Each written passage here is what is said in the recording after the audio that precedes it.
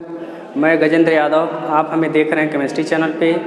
आज हम स्टडी करेंगे क्लास 11th के फर्स्ट पेपर का सेकंड चैप्टर एटॉमिक स्ट्रक्चर यानी परमाणु की संरचना। हम जानेंगे कि परमाणु होता क्या है। तो बिना देर किए आइए हम देखते हैं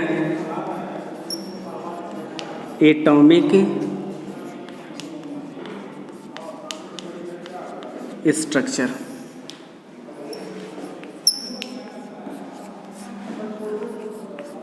परमाणु की संरचना। सबसे पहले हम जानेंगे कि परमाणु होता क्या है। किसी तत्व का वह सूक्ष्मतम कण जो बिना अपघटित हुए रासायनिक अभिक्रिया में भाग ले सकता है उसे हम परमाणु कहते हैं। तो परमाणु का डिफिनीशन आप लोग लोअर सेक्शन यानी 9th वगैरह क्लास में भी आप स्टडी किए होंगे। बिना टाइम लॉस किए आज हम देखेंगे कि परमाणु के मुख्य दो पार्ट्स होते हैं। फर्स्ट होता है स्टेबल और सेकेंड अनस्टेबल। यह अस्थाई होता है और एक अस्थाई होता है। स्टेबल को हम मॉडर्न भी बोलते हैं, अनस्टेबल को क्लासिकल भी बोलते हैं। स्टेबल में मुख्य 3 चीज़ें हैं। फर्स्ट है electron,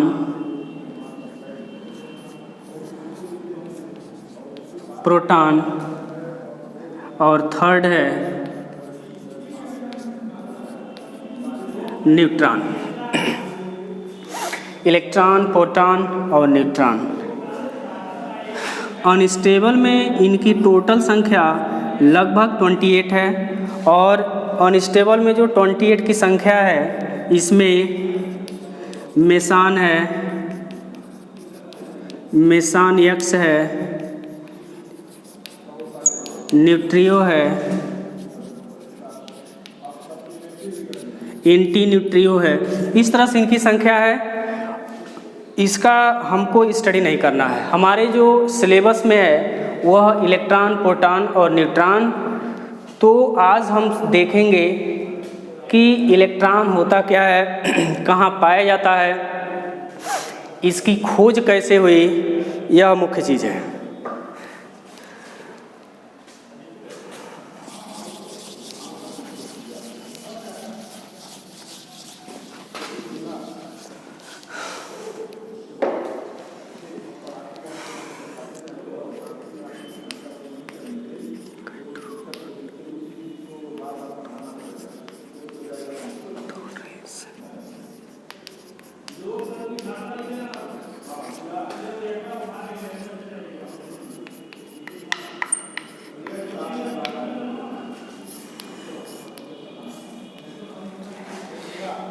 cathode rays discovery of electron यानी कैथोड किरणें तथा इलेक्ट्रॉन की खोज।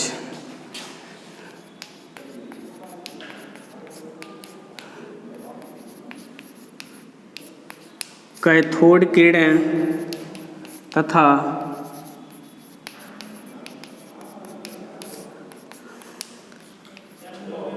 इलेक्ट्रॉन की खोज। तो आज हम स्टडी करेंगे कि कैथोड किरणों की खोज कैसे हुई और इन कैथोड किरणों का नाम इलेक्ट्रॉन पड़ा। कौन से ऐसे वैज्ञानिक थे जिन्होंने खोज किया और इनको देखा।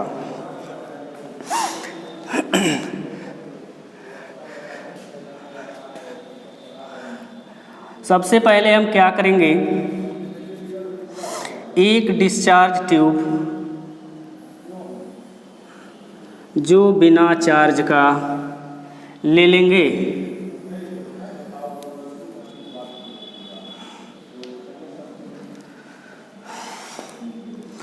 और 2 इलेक्ट्रोड लगाएंगे। दोनों इलेक्ट्रोडों का नाम हम दे देंगे कैथोड, एनोड।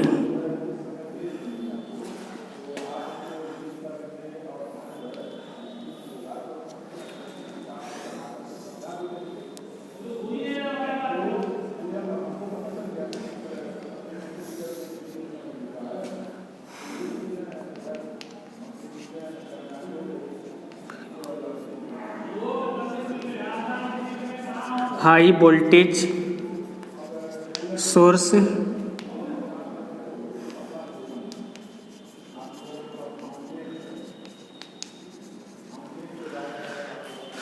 10,000 से 30,000।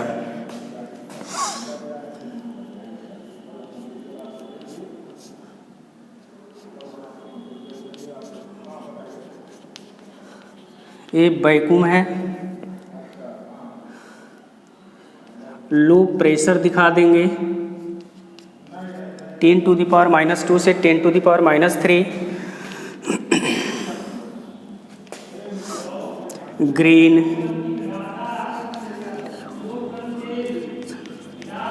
ग्रीन फ्लोरिसेंस,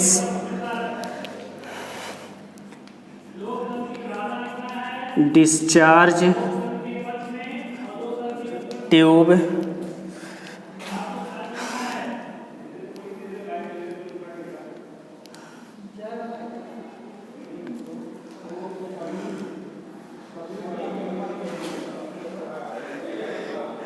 देखिए सबसे पहले जो है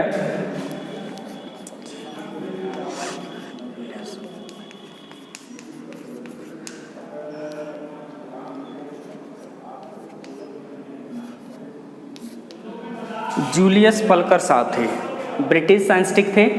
जूलियस पल्कर ने 1889 में यह एक्सपेरिमेंट स्टार्ट किया हुआ था। उन्होंने एक लंबी कांच की, जिसकी लंबाई 60 सेंटीमीटर थी, कितनी थी? 60 सेंटीमीटर थी। एक लंबी कांच की विद्युत विसर्जन नलिका लिया और इलेक्ट्रोड लगाया। यह इलेक्ट्रोड एक कैथोड और दूसरा एनोड, कैथोड और एनोड। कैथोड क्या होता है? यह ऋण आवेशित होता है, जो एनोड होता है वह धन आवेशित होता है। यानी यह निगेटिवली चार्ज वाला होता है, पॉजिटिवली चार्ज वाला होता है। अब उन्होंने क्या किया, एक लंबी कांच की विद्युत विसर्जन नलिका लिया। लेने के बाद एक सिरे पर कैथोड, दूसरे सिरे पर एनोड। वह कम दाब यानी लो प्रेशर पे 10⁻² से 10⁻³ mm प्रेशर पर वह हाई वोल्टेज 10,000 से लेकर 30,000 यानी 10,000 से लेकर 30,000 पर धारा प्रवाहित किया। जैसे धारा प्रवाहित किया, उन्होंने तत्पश्चात देखा कि कैथोड से कुछ अदृश्य किरणें निकलती हैं और निकलने के तत्पश्चात वह एनोड पर टकराती हैं और टकराने के बाद इनके पीछे एक हरे रंग की प्रतिदीप्ति उत्पन्न करती हैं। एक हरे रंग की प्रतिदीप्ति उत्पन्न करती हैं। इसमें सबसे मुख्य बात यह है, जो हमारा ये वैक्यूम है, वैक्यूम लगाने का सबसे बड़ा तात्पर्य यह है कि जैसे यहाँ से हम इसको जो है इधर से टाइट करेंगे तो इसका जो प्रेशर है वो बढ़ेगा। अगर थोड़ा इसको डाउन करते हैं तो प्रेशर इसका क्या होगा? कम होगा। और कम प्रेशर पे यानी इसको बहुत कम प्रेशर पे यानी 10⁻² से 10⁻³ पर इसको हम क्या करते हैं? हाई वोल्टेज देते हैं। जैसे हाई वोल्टेज दिया जाता है तो यहाँ से अदृश्य किरणें निकलती हैं और निकलने के बाद यहाँ एक एनोड प्लेट पर टकराती हैं। टकराने के बाद इनके पीछे एक हरे रंग की प्रतिदीप्ति उत्पन्न करती हैं। इतनी बात समझ में आ रही है। इसके बाद इनका एक्सपेरिमेंट वहीं रुक गया। काफ़ी दिनों तक इन्होंने प्रयास किया अपने प्रयोगशाला में, लेकिन यह सक्सेस नहीं हो पा रहे थे। जितनी बार ट्राई कर रहे थे, ट्राई करने के बाद यहाँ से किरणें निकल रही थी, टकरा रही थी, टकराने के बाद इसके पीछे एक हरे रंग की प्रतिदीप्ति उत्पन्न कर रही थी, लेकिन यह क्लियर नहीं हो पा रहे थे कि जो रेज यहाँ से आ रही हैं वह रेज कौन सी रेज हैं। और इस रेज का स्टडी करने के लिए इसके हम प्रॉपर्टीज़ का स्टडी करेंगे। तो प्रॉपर्टीज़ में सबसे पहले कई लोग काम किए, कई वैज्ञानिक काम किए। जैसे मिलिकेन साहब काम किए। मिलिकेन के बाद पेरिन काम किए थे 1896 में यानी 1896 में। और 1895 में विलियम क्रुक्स भी कार्य किए थे। विलियम क्रुक्स लास्ट में 1897 में जे थॉमसन साहब आए। 1897 में जे थॉमसन ने क्या किया, इसी चीज़ को जो जूलियस पल्कर साहब क्लियर नहीं कर पाए, फिर अपना एक्सपेरिमेंट शुरू कर दिया है। टोटल प्रोसेस बताने के बाद उन्होंने बताया कि जो कैथोड से किरणें निकलती हैं वो सीधे एनोड पर टकराती हैं। यही जो किरणें हैं यह इलेक्ट्रॉन है, यही इलेक्ट्रॉन है, और इन किरणों का नाम उन्होंने इलेक्ट्रॉन रखा। और 1905 यानी 1905 ईस्वी में इन्हें जो है नोबेल प्राइज के द्वारा सम्मानित किया गया। अब हम देखेंगे properties of cathode rays, cathode किरणों के गुण। हिंदी होगा कैथोड किरणों के गुण। एक किरणें सीधी रेखाओं में चलती हैं, एक किरणें सीधी रेखाओं में चलती हैं। अगर इनके मार्ग में कोई हल्के पैडल का अगर पहिया रख दिया जाता है, यह प्लेट है, यह कैथोड है, यह एनोड है। एनोड हम जानते हैं पॉजिटिवली चार्ज वाला होता है, कैथोड निगेटिवली चार्ज वाला होता है। जैसे इनको वोल्टेज दिया जाता है, वोल्टेज देने के बाद और यहाँ पर हम क्या करते हैं, एक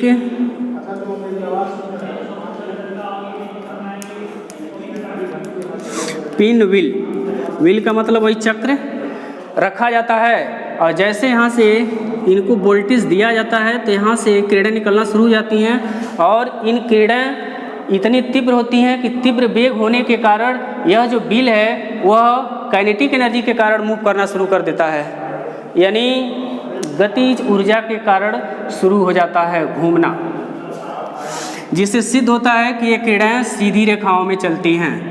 दूसरा पॉइंट है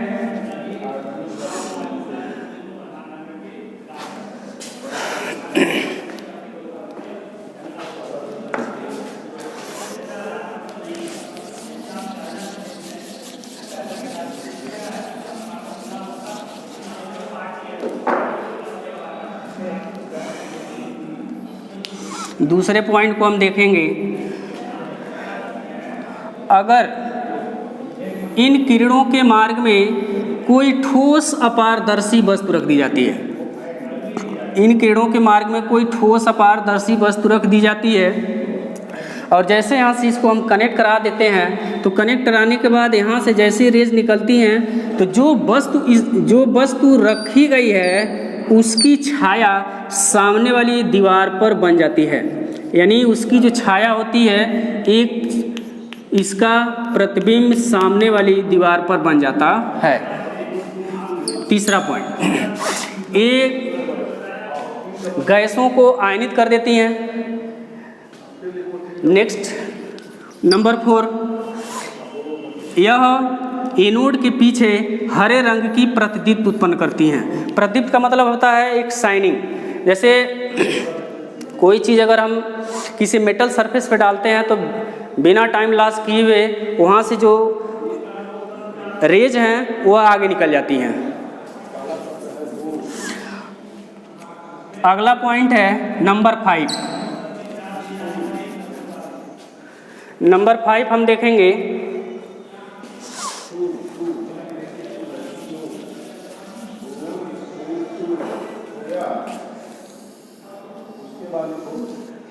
अगर इन किरणों के मार्ग में हम प्लेट रख देते हैं, यह प्लेट हैं एक पॉजिटिव और दूसरा क्या होता है निगेटिव, एक पॉजिटिव दूसरा होता है निगेटिव, और हम क्या करते हैं यहाँ से वोल्टेज देते हैं तो यहाँ से रेज निकलना शुरू हो जाती हैं, और वह जो किरणें होती हैं वह झुक जाती हैं किधर, तो पॉजिटिवली की तरफ झुक जाती हैं। क्यों? क्योंकि यह ऋण आवेशित कणों से मिलकर बनी होती हैं। यह जो मेटल है यह ऋण आवेशित कणों से मिलकर बना होता है। ऋण आवेशित कणों से मिलकर बने होने के कारण सीधी की तरफ झुका हो जाता है, तो प्लस आवेश की तरफ झुका हो जाता है, ना कि ऋणात्मक की तरफ झुका होता है। किधर झुका होता है तो प्लस आवेश की तरफ झुका हो जाता है।